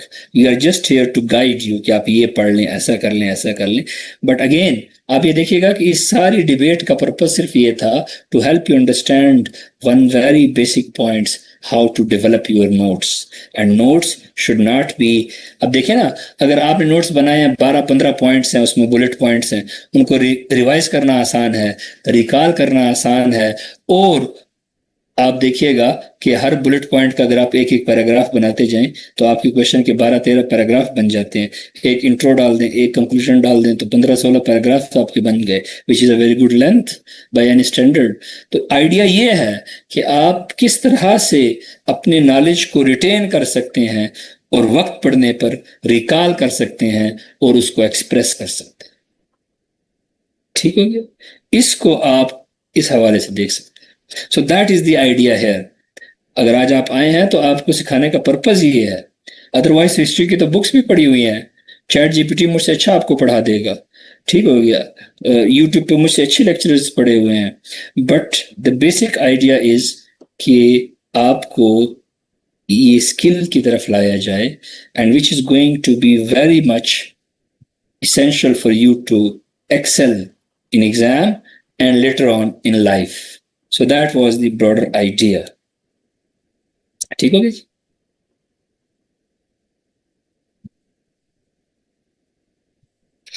चले, कुछ लोग late join कर रहे थे और कुछ लोग उनकी हेल्प कर रहे थे। अगेन चले, मेरी तो ख्वाहिश ये है कि आप अपने ऊपर फोकस कीजिए, but if you choose to help other people, it's your call, because I would have otherwise मैंने इसको रिकैप करना ही होता है। लेकिन चले, तो ये फर्स्ट पॉइंट, ये बताएं कि ये पॉइंट क्लियर है कि किस तरह से मुस्लिम रूल शुरू होता है, किस तरह से उसको आपने डिफेंड करना है, किस तरह से उसको रिलेट करना है, किस तरह से उसको एक्सप्लेन करना है। Bravo, that task is done. ठीक हो गया, वंडरफुल। अब आते हैं, अच्छा पहले फेज में अरब्स आए थे, अरब आए थे, they brought Islam. Second phase में अगर आप देखते हैं जो इंडिया में लोग आए, they were not Arabs, rather they were Turks. And when I say Turks, I do not mean people from Turkey और तुर्की, ठीक है, टर्क्स आए।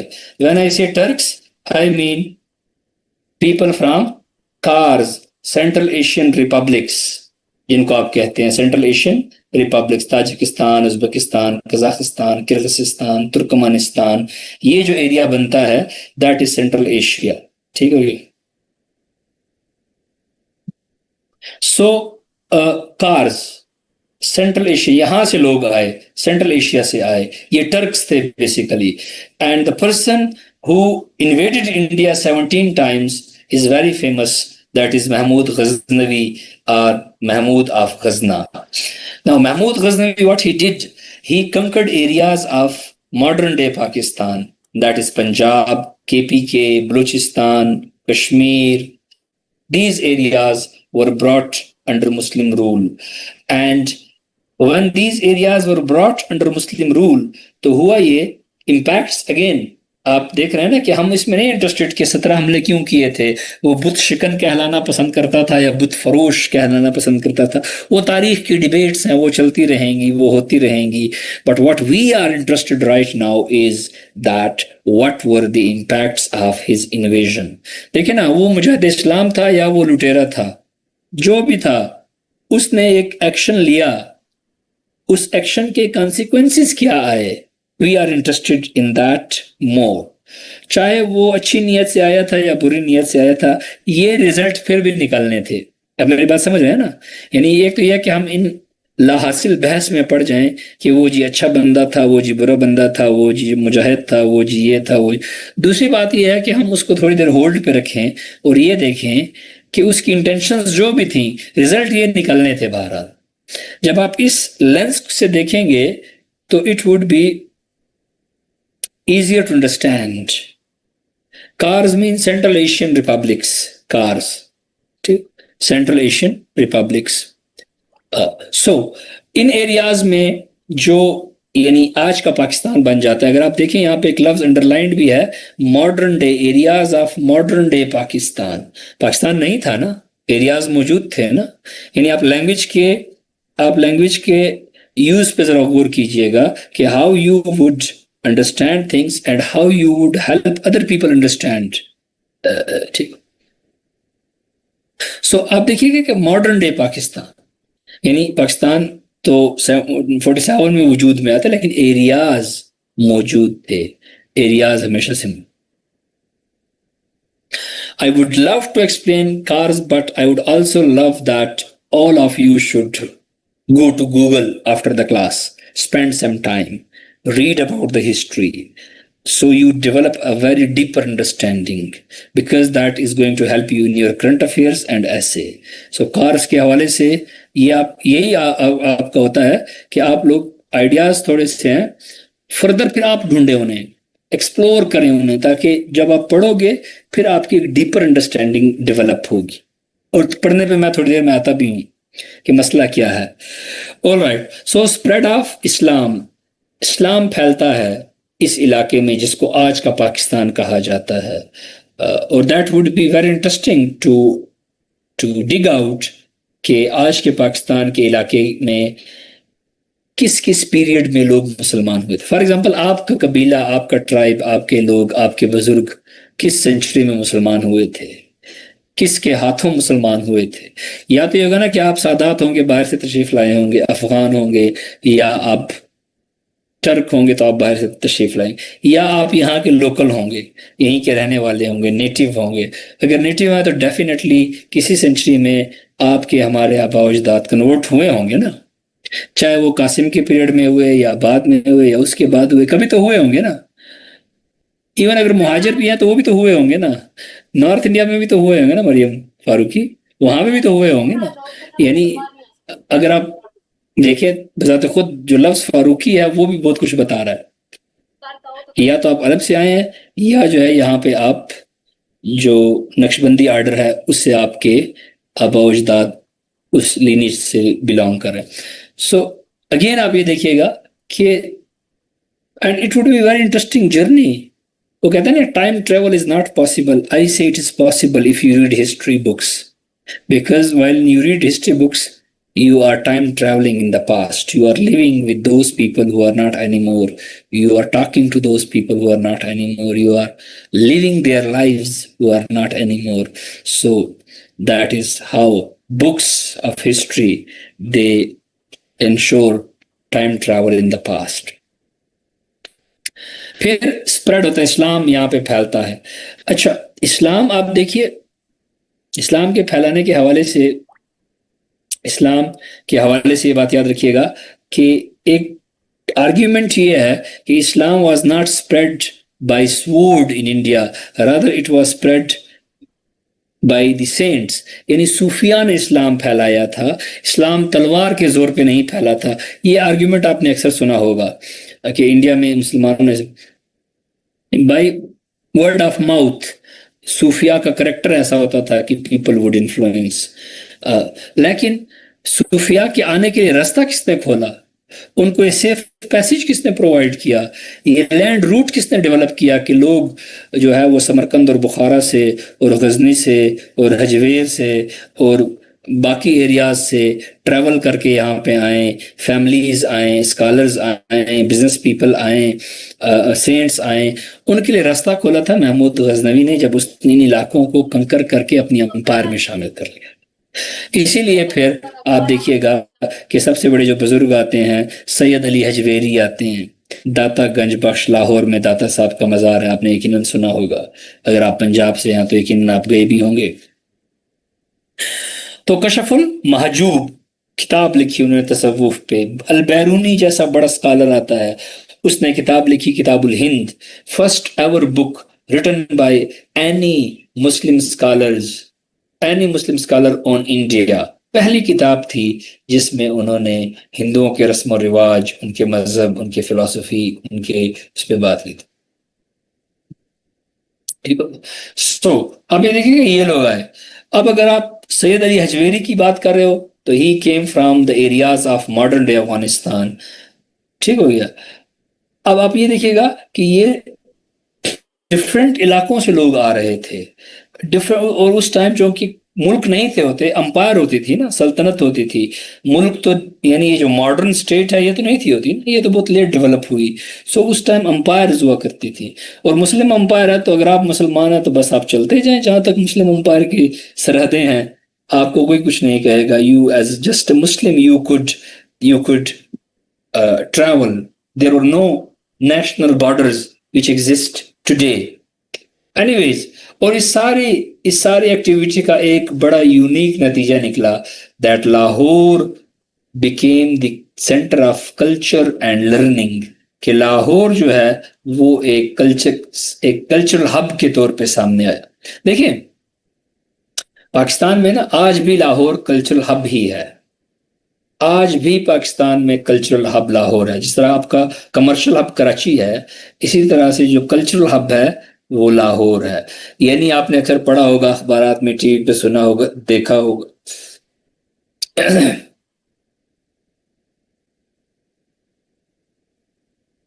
कि जब कोई फॉरेन डिग्नेटरी, प्रेसिडेंट या प्राइम मिनिस्टर पाकिस्तान आए और आपने उसको पाकिस्तान का कल्चर दिखाना हो, सिविलाइजेशन दिखानी हो, तो आप उसे कहाँ लेकर जाते हैं? लाहौर। बिकॉज लाहौर के अंदर वो कल्चरल वाइब मौजूद है, लाहौर के अंदर वो आर्किटेक्चर मौजूद है, which basically is what is the Indo Muslim civilization. ठीक है। सो तो दूसरे पीरियड में फिर हम ये कह सकते हैं that the process of the growth and development of a new culture and language was further augmented when Mahmud Ghaznavi invaded India and conquered areas of modern day Pakistan. Full stop. This conquest established the land route of India with the rest of the Muslim world, which in turn facilitated the migration of people, of saints, of scholars to India, and this migration resulted into the spread of Islam in these areas. Full stop. Besides, Lahore also started to emerge as a center of culture and learning. It was in Lahore that Sayyid Ali Hajweri wrote the famous book of Tasawwuf or mysticism, Kashful Mahjub. During the same period, Al-Biruni also visited India and wrote first ever book on the cultures, norms, values and philosophy of Hindus. अब देखिए, information को जब आप bullet points में लिखते हैं, उसका फायदा ये होता है कि it gives you the flexibility how to use that information. अगर आप पैराग्राफ याद कर लोगे तो आपकी लर्निंग स्टैटिक हो जाती है, फिर आप उस पूरे पैराग्राफ को ही कॉपी पेस्ट कर रहे हो, फिर आपके पास ये सलाहियत नहीं होती, ये एबिलिटी नहीं होती, या आपके पास ये जो है चांस नहीं होता कि आप उस पैराग्राफ से इंफॉर्मेशन को अपने क्वेश्चन के मुताबिक शेप करें, क्योंकि क्वेश्चन जो हैं वो अनसर्टेन होते हैं। कॉम्पिटिटिव एग्जाम्स में आपको अनसर्टेनिटीज के लिए तैयार रहना होता है, और उसकी वजह से आप देखते हैं कि एक यूनिक सिचुएशन पैदा हो जाती है. So that was the second episode which took place in the 11th century. तो आप देख रहे हैं कि 8th सेंचुरी से हम पहुंच गए 11th सेंचुरी में, because we are discussing the Muslim rule. एक और पॉइंट याद रखिएगा कि we are not discussing history here. History होती तो अभी तक हम मोहम्मद बिन कासिम को डिस्कस कर रहे होते, लेकिन we are discussing Pakistan affairs, Muslim rule की ग्रोथ. ठीक है जी. Kashful Mahjoob was written by Syed Ali Hajvery.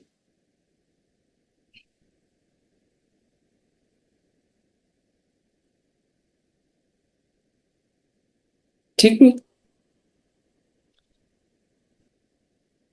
Alright. History में अल्फाज का इस्तेमाल बड़ा इंपॉर्टेंट होता है. आप वो लफ्ज यूज नहीं कर सकते जो उस जमाने के कंटेक्स्ट में नहीं है. फॉर एग्जाम्पल रिफॉर्मिस्ट नहीं. रिफॉर्मिस्ट का कंसेप्ट 19th और 20th सेंचुरी का है. तो आप ये नहीं कह सकते कि फलाना बंदा 21वीं सदी में रिफॉर्मिस्ट था. ठीक है, बिकॉज कंटेक्स्ट मैटर. कंटेक्स्ट बड़ा इंपॉर्टेंट होता है. ठीक है.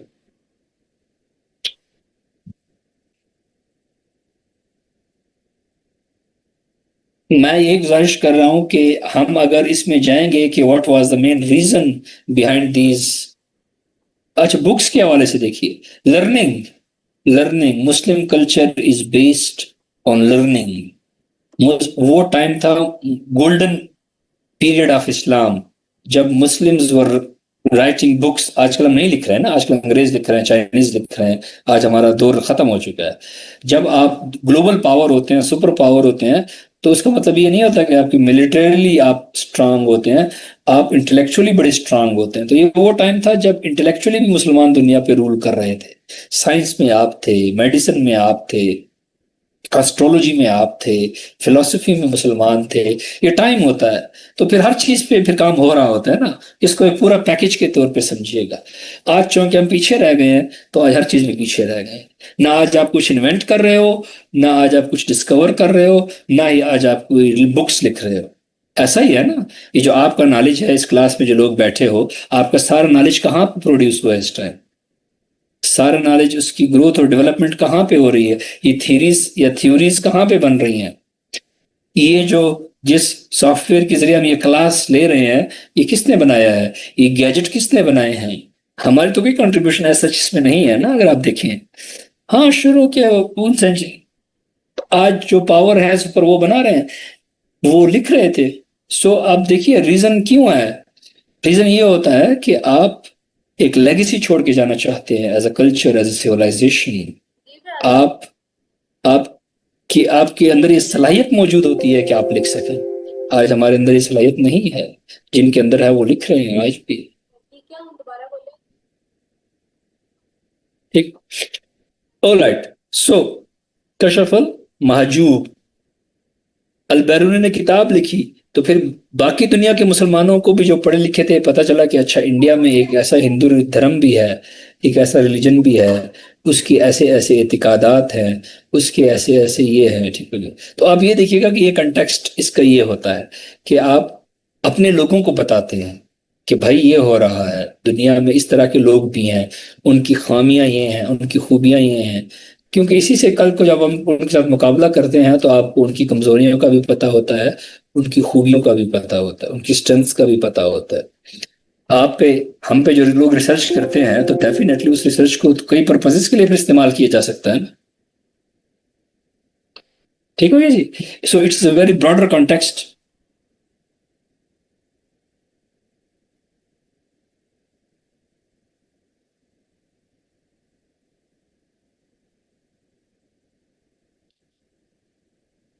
ओह अकबर, चलें जी.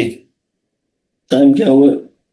Okay, now I would stop here and I will discuss few more things with you before I open this panel for discussion. और वो इस सेंस में है,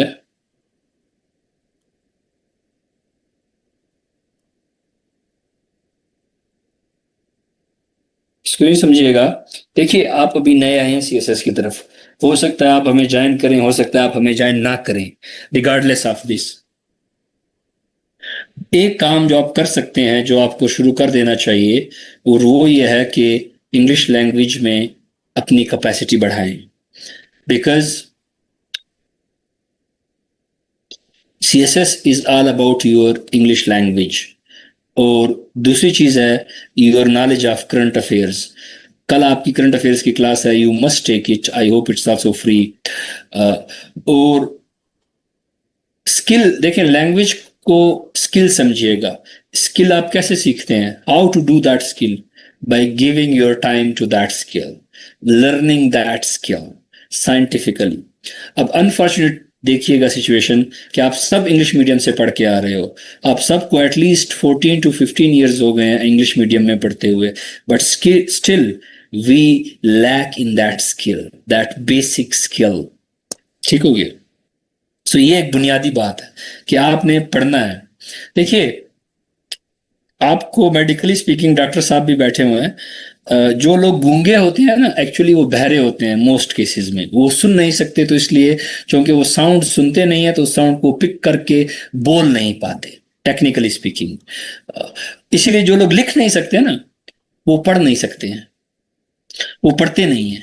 तो अगर आप लिखना चाहते हैं, पहले आपको पढ़ना पड़ेगा फिर, क्योंकि पढ़ने से ही आइडियाज आएंगे, पढ़ने से ही ग्रामर ठीक होगी, पढ़ने से ही वोकैबुलरी डेवलप होगी, पढ़ने से ही एक्सप्रेशन डेवलप होगा, पढ़ने से ही आपकी शख्सियत में चेंज आएगा, पढ़ने से ही आप पढ़ेंगे, पढ़ेंगे तो लिखेंगे। अगर आपका ये ख्याल है कि आप सिर्फ सुन सुनकर लिख लेंगे, सुन सुनकर आप बोल बड़ा अच्छा लेंगे। देखिए ना, इंग्लैंड में बहुत से अंग्रेज बड़ी अच्छी अंग्रेजी बोलते हैं, लेकिन वो लिख नहीं सकते क्योंकि वो पढ़ते नहीं है। हर अंग्रेज तो ऐसे नहीं है ना, आप समझे ना।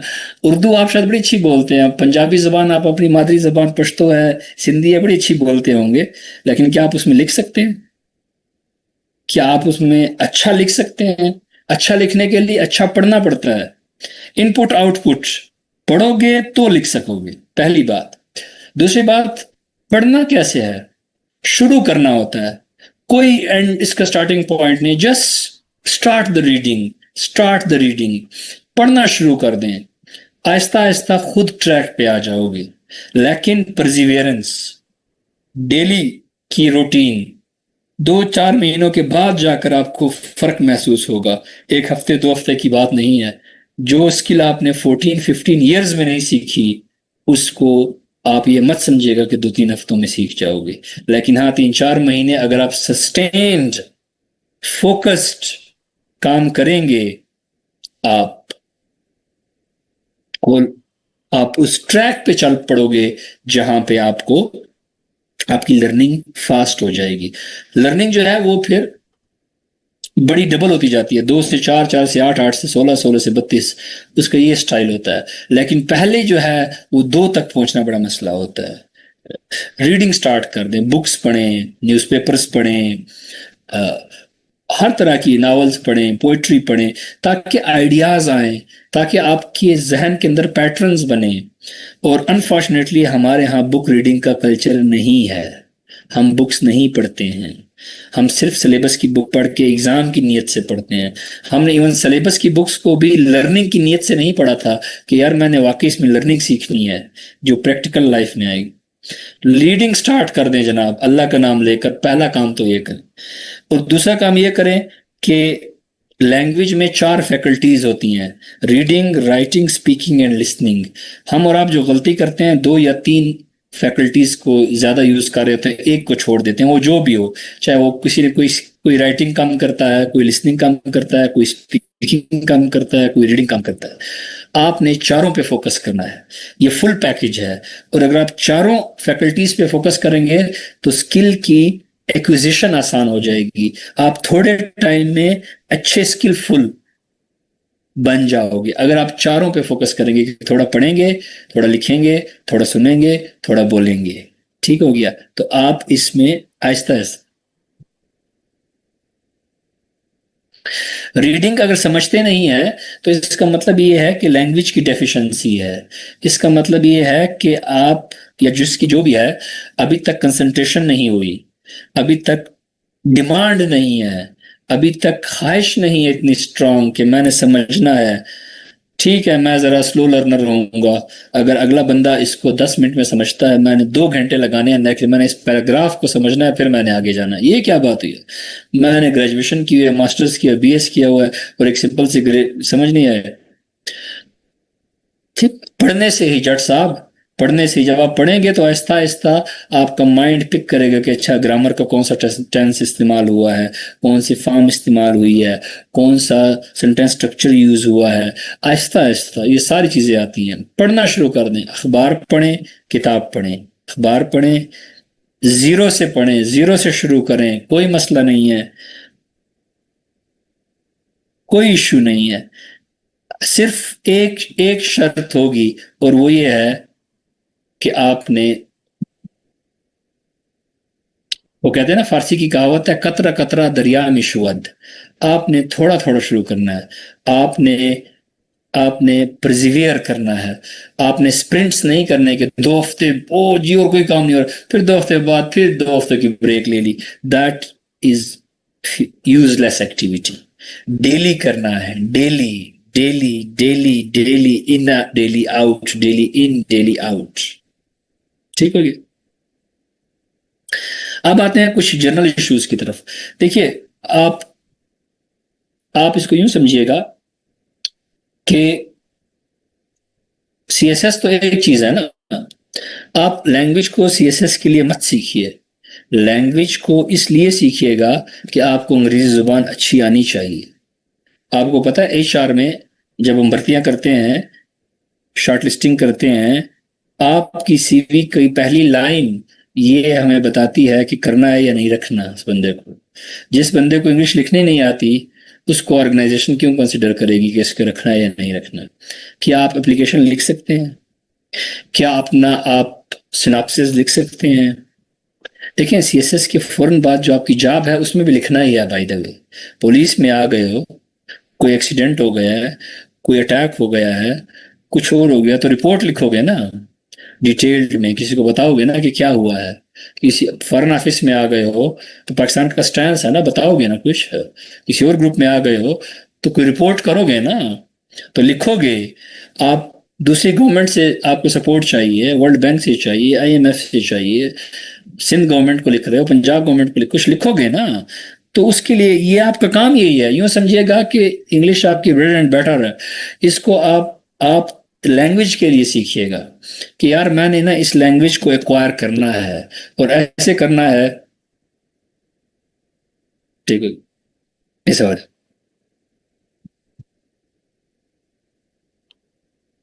ऑल राइट, ठीक हो गया। तो ये इस सवाल। बाकी देखें, आपको टीचर आएंगे, इंग्लिश भी पढ़ाएंगे, ग्रामर्स भी, बुक्स भी मौजूद हैं, यूट्यूब पे लेक्चर भी मौजूद हैं। इशू ये नहीं है कि आपकी एक्सेस टू इन्फॉर्मेशन नहीं है। आजकल जितनी एक्सेस टू इन्फॉर्मेशन है किसी जनरेशन को अवेलेबल नहीं थी। ठीक हो गया? जब हम पढ़ रहे थे उस टाइम नेट कैफेज हुआ करते थे शहर के कहीं 2-4 जगहों पे, और वहां भी जाके लाइन में लगना पड़ता था कि बारी कब आएगी, फिर आप नेट यूज कर सकते थे। एनालॉग फोन भी अभी तक नहीं थे आए। ठीक हो गया ना? और वो बड़ा स्लो हुआ करता था। Knowledge was very difficult to acquire, information was very difficult to acquire. अब आप देखिएगा कि आपके पास फिंगर टिप्स पे हैं चीजें। Knowledge is not any more a problem, the problem is your perseverance, is your consistency। ठीक है, ये चीज। अब आते हैं एक दो और इश्यूज की तरफ। मैं फिर आपसे ये आपको एडवाइस करूंगा कि अगर आप सीएसएस में सीरियस हैं, थोड़ी सी सेल्फिश हो जाएं और उसका इजहार इस क्लास में करें कि अपने काम से काम रखिए।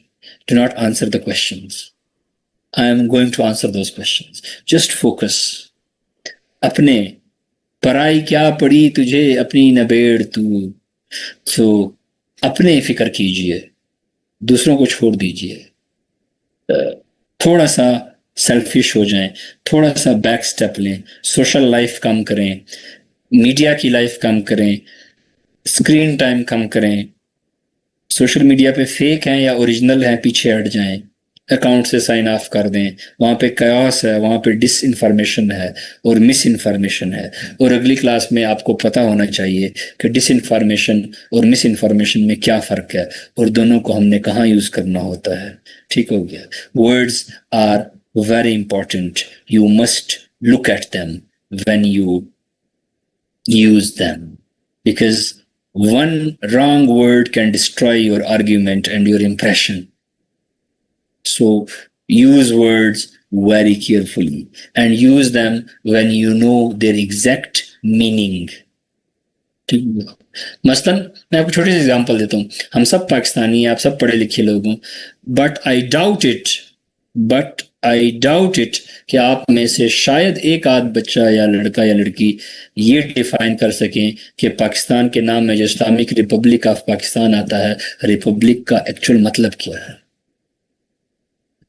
Without googling it you may not be able to do it. ठीक है, डोंट डू दैट ना मरियम। देखें, जमहूरिया है तो फिर why not Islamic democratic Pakistan, why republic? So there are democratic republics भी हैं ना। सो जब मैंने आपसे कहा तो उसके पीछे पर्पस यही है कि आप don't tell me, just search it. मैंने ये नहीं कहा कि आप मुझे प्रूफ करें कि आपको आता है। मैं ये आपसे जानना चाह रहा हूँ कि आप में से, हम में से कितने लोगों ने इंटेंशनली सर्च करके समझने की कोशिश की होगी कि मेरे मुल्क के नाम में जो रिपब्लिक आ रहा है एक्चुअली इसका मतलब क्या है। इस नियत से कितने लोगों ने सर्च किया इसको? That is the question. कि क्या आप अपने नॉलेज को चैलेंज कर रहे हो कि यार जिस चीज को मैं समझ रहा हूं या समझ मुझे पता है, क्या जरा चेक कर लें वाकई ऐसा है भी सही। आपको मैंने मिस इन्फॉर्मेशन और डिस इन्फॉर्मेशन की एग्जाम्पल दी है, शायद ही एक दो बच्चों को पता हो कि इनमें दोनों में क्या फर्क होता है। बाकी तुक्के लगाओगे ना, और जब तुक्के लगाओगे एग्जाम में, यही तुक्के प्रॉब्लमेटिक है, ये आपको नुकसान पहुंचा सकता है। इसलिए देखिए जी, ये बात कि मैं जीरो से शुरू कर रहा हूं, आप करें। एग्जाम है फरवरी में या मार्च में, बाय दैट टाइम आपको खुद आइडिया हो जाएगा अगर आप पढ़ते रहोगे कि आर यू रेडी या नहीं। अब मुझे तो नहीं पता हो सकता ना कि आप कितना टाइम दोगे, कितनी एफर्ट करोगे, आपका एजुकेशनल बैकग्राउंड क्या है, आप कितने आवर्स दे सकोगे, आप जॉब कर रहे हो नहीं कर रहे हो, आपकी ज़िंदगी की और क्या इश्यूज़ हैं। हर बंदे का आइडियल सिचुएशन किसी के लिए नहीं है, हर एक के लिए एक डिफरेंट कंडीशन है। जहाँ तक पॉसिबल है तो अगर जो ग्रेजुएट है, जिसने ग्रेजुएशन की है, उसके लिए तो 4-5 महीने काफ़ी हैं। कहना आसान है, लेकिन क्या आपके लिए काफ़ी हैं? और अगर मेरे कह देने से आप समझते हैं कि अगर मैं कह दूंगा कि 6 महीने काफ़ी हैं और आप प्रूव कर सकते हो, तो यस चलें, ये घोड़ा भी हाजिर है, मैदान भी, 6 महीने मोर देन इनफ है, चलें करें भी और फिर प्रूव करें, and prove me right not wrong. लेकिन मसला ये है, खुद ही सोचिए, मैं आपसे कह दूं कि हाँ जी 4 महीने, क्या आप सारे सेम पेज पे हो? क्या आप सारों की स्ट्रेंथ्स और वीकनेसेस सेम है? क्या आपका एजुकेशनल बैकग्राउंड सेम है? क्या आप जिन तालीमी इदारों में गए उनका स्टैंडर्ड सेम है? जो सब्जेक्ट्स आपने पढ़े हैं क्या वो सारे same? Again you see there so many differences. तो इसको यूं मत देखिएगा।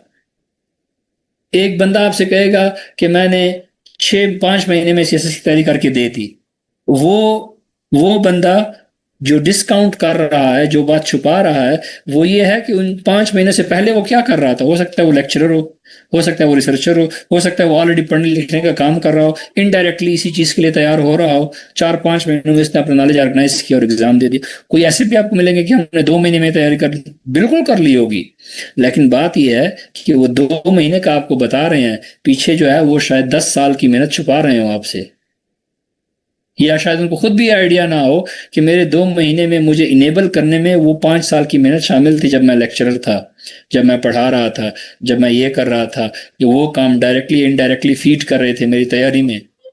सो आपका मुकाबला किसी के साथ नहीं है, आपका मुकाबला अपने साथ है।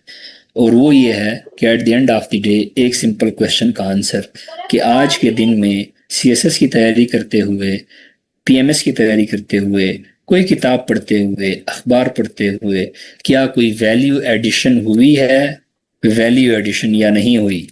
मेरे अंदर कोई वैल्यू एडिशन हुई है? क्या मैंने कुछ नए कंसेप्ट सीखे हैं? क्या मैंने कुछ नया सीखा है? क्या am I better from the person that I was in the morning? रात को सोने लगे, 2 बजे सोते हो, 4 बजे सोते हो, वॉट एवर, उस टाइम एक क्वेश्चन अपने अपने आप से करना है कि सुबह से उठने के बाद से अब तक मैंने जो भी किया है उससे मेरे अंदर क्या वैल्यू एडिशन हुई है? अगर थोड़ी सी भी हुई है ना, you are on the track. That is a simple question. Try to answer it honestly.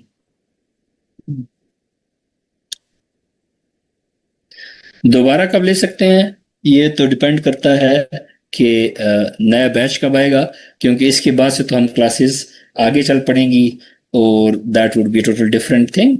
सो ठीक हो गया.